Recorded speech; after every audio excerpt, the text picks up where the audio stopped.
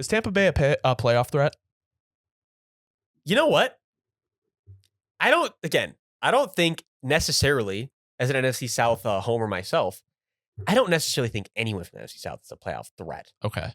However, like of the teams in the NFC South right now to make the playoffs, I do feel like them and the Saints are pretty much like the same team. They really are. It's like they're very similar teams. But the Bucs already got that advantage. The Bucs are probably likely the guys that will make the playoffs, or they are the more likely ones. But I don't think that I view them as a threat. I do view them to go long term, but I do think that they're one of those teams like you're saying about the Vikings. Could they come in and upset like one person? Yeah. I do think that is possible. They just strike me as like you saw what Baker did in Green Bay. And my thing is like, with how weak the NFC is, I can definitely go and see them doing something similar to a ranked opponent that has a similar team. And a lot of the time, if it's like a 6-17, 7-7 team, I'm going to take the Bucs over them because I know the Bucs can have these type of days because they have Mike Evans, they have Chris Godwin, they have Rashad White, and Baker Mayfield is a gamer. So Baker showed he can play in the cold too. Let's just leave it at what it is. Baker showed, he said, the cold weather, y'all thought I was not ready? Let me show you. He said I still have that Cleveland in me. Yeah, no, it's pretty upsetting. Obviously, talking about last game is to watch like your rivals lose, Packers and Vikings, and then the Bears just not be able to capitalize. But I know that feeling all too well. Rashad White has been having really good couple of weeks here. I'm not gonna lie, I was very lukewarm on Rashad White, but he has proved me wrong. You know, I think he's finally started getting the consistent, like they're like it was like rigid. Like, you know what? We're giving Rashad 20, 25 touches a game. He's going to do what he's going to do with them. He'll have some bad touches, but when he explodes and he has those explosive touches, he's going to go for the 20, 30. That's exactly what the Bucs are doing, and it's working very well. Like Rashad White, get him the ball. He's a volume guy. Get Rashad volume, he will make the other team bruised up. Chris Godwin also had a good game. I think the Bucs might be finally clicking, and it might be at the right time. Yeah, they were a team exactly where it's like maybe you finally got it at the perfect time.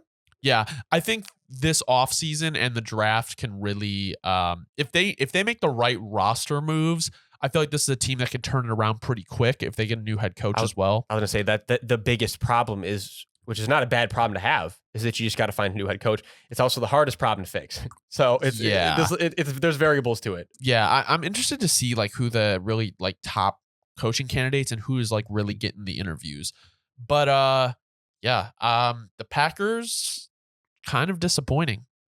Oh, this is definitely one of those games where I think again we learned what the Packers are, but we already knew. This was just reconfirmation. I think if you're a Packers fan and if you're somebody who's driving up the ratings for the networks, you were trying to really hammer home that like the Packers coming and Jordan Love is already this year they're a threat. We knew what the Packers were. The Packers are a team where Jordan Love is maximizing them, and they're a young, inexperienced offense with an incomplete but solid defense. Like that is the Packers. And that's what they're going to continue to be until the next offseason when they can make changes. And I think, again, like I said, I think the Packers have pretty much maximized what I at least expected from them this year. Like, I know Packers fans would agree with me on that, but I'm not a Packers fan and I'm realistic. With what they have on that roster, it's kind of like very maximizing what you have. I think you're very impressed and like very happy with what you're seeing from progress from the receiving core. Dontavian Wicks, you put down that he had a breakout game, but like he's been someone that I've been seeing all year kind of make plays. Exactly. I mean, especially with Christian Watson out, allowing guys like Jaden Reed to really step up, and even their two tight ends when they're healthy. Not a team that I would want to face on offense.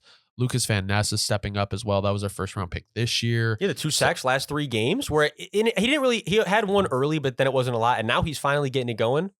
This is a team that is going to be really, really dependent on like how they transition into next year, because obviously this is not the year they're going to do anything. They have a lot of young pieces, a lot of promising pieces, but if they can't capitalize on their potential going into next year, I think that's when you'll start to see problems. Oh, no, there's not a doubt about it. Next year's the year where it's like, if there isn't major progress, there will be major turnover.